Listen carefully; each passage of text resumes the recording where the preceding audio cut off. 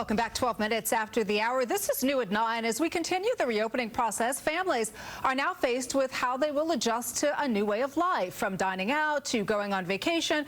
Some friends and families might be ready to get back to normal straight away, but only you can decide what is best for you and your family. Joining us now with some advice is licensed mental health counselor Shantala Boss. Good morning to you, Shantala. Always good to see you.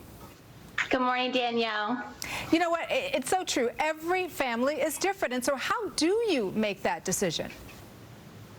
Well, just like you said, it really depends on the family. Different families have different situations. People that may be immune compromised, there may be elderly people within the family that need to be visited.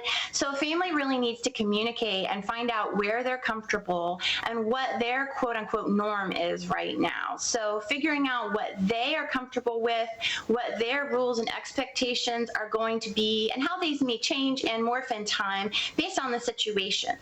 Let's talk a little bit about adult peer pressure, though, because you are going to have some people who, if they see you downing out, if they see you going someplace, they're going to be, why are you not wearing a mask? Why are you going out? Why are you at the beach? That kind of thing. What are the questions a parent should ask themselves before they start to return to kind of that sense of normalcy? And I put that in quotes because we're not going to be completely normal, at least not yet.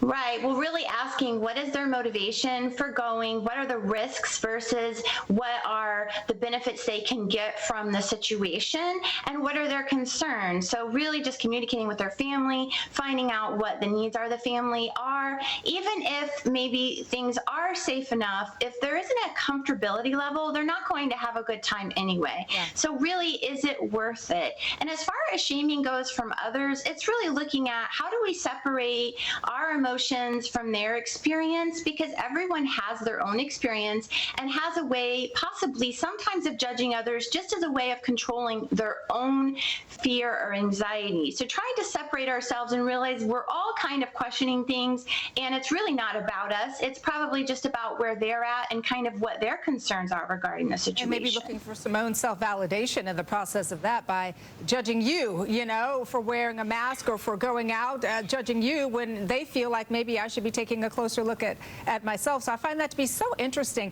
The other thing, Miss Shantala, as you know, I have children. They want to get out and about. They want to see their friends. They want to go out. They don't want to wear a mask. How do we explain to them and keep them safe, but at the same time allow them some sense of freedom? Because, of course, we are going into these summer months. And while we're anxious as parents, how can we safely navigate that for our family?